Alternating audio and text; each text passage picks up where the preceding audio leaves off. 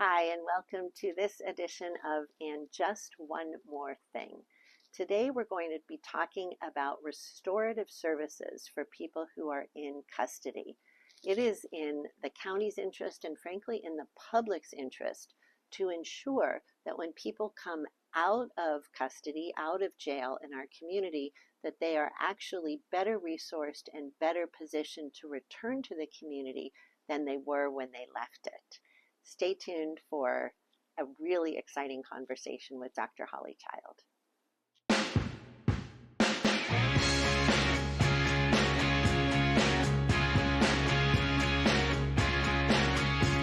And we are back. I am going to be talking with Dr. Holly Child, who is the Director of Restorative Services in our county jails.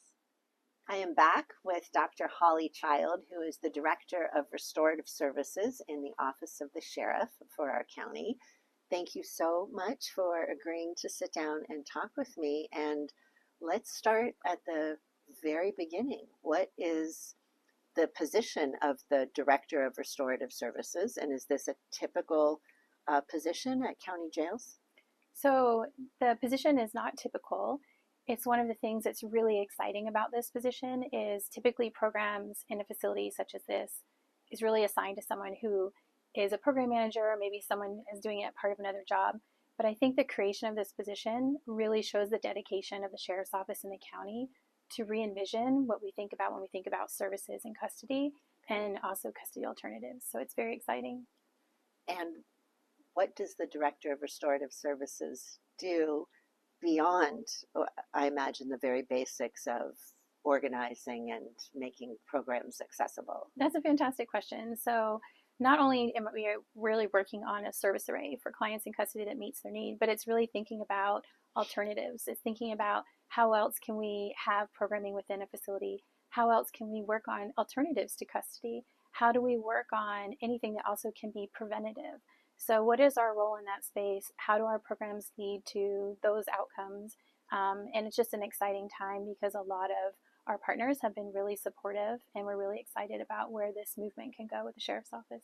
Who are some of the partners? Great. We have a great working relationship with our custody health partners, their custody behavioral health, our behavioral health department, public health, of course, our reentry center.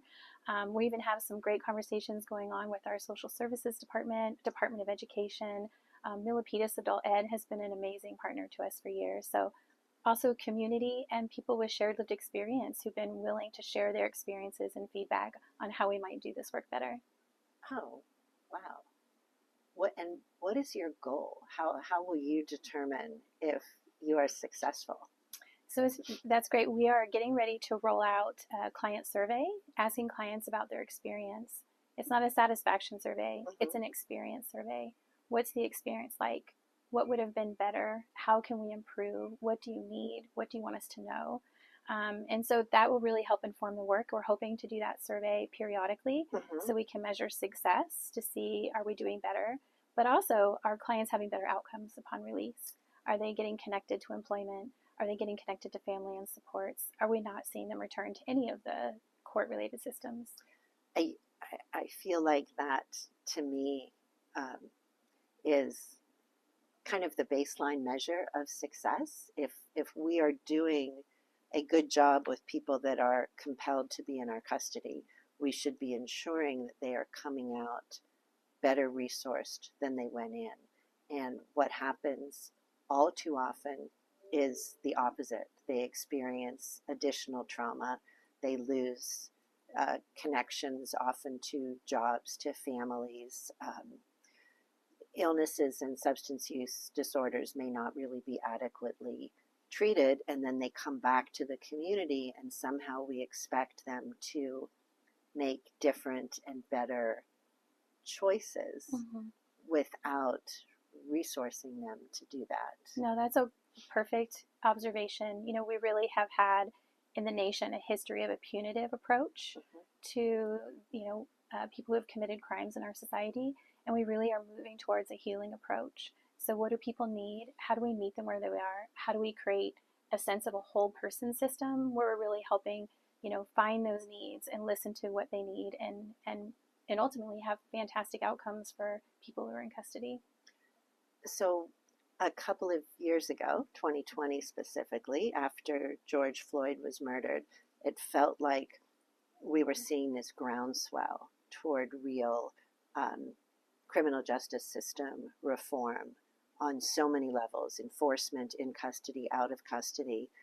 And now I feel in 2024 that we have moved so far away from that and are looking at, I'll be a little bit political for a moment, at ballot measures like Proposition 36, which would actually roll back a lot of those advancements in responding with care, with treatment, with alternatives to that more punitive approach.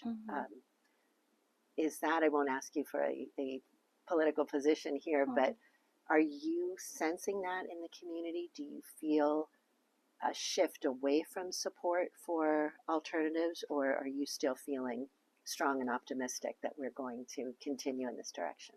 You know, I don't know necessarily if there's a shift necessarily. I do think there has been a different way of communicating about things. So for example, there are apps that people join in their communities. They hear about things more than they used to.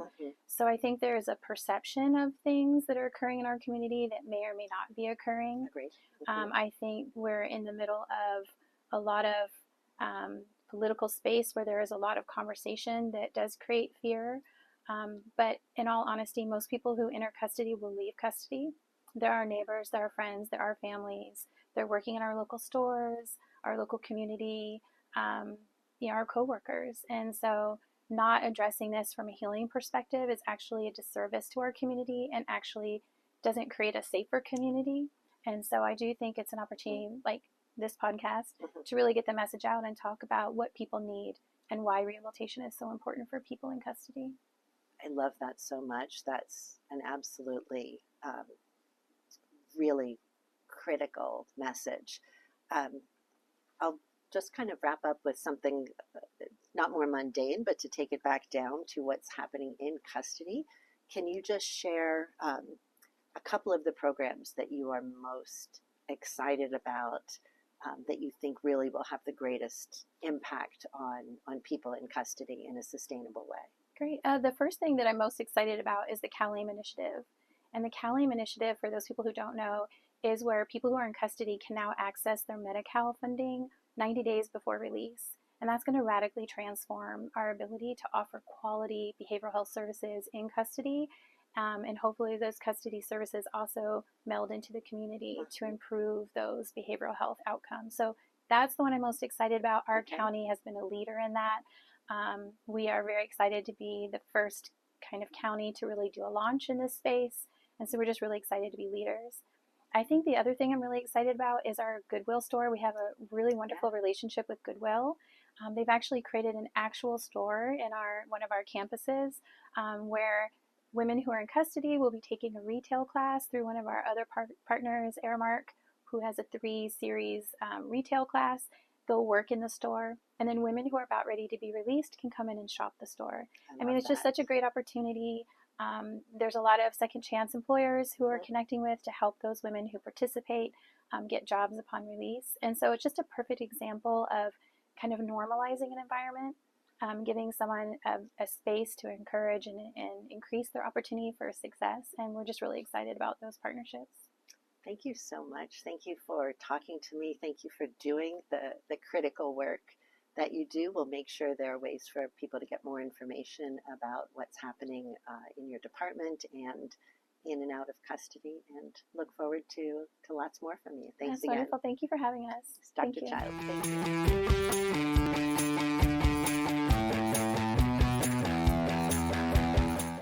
And just one more thing that I'm going to share today is some of my television watching treats. Of course, I can't spend all of my time being serious and reading policy and doing my job. Occasionally, my brain just needs to relax.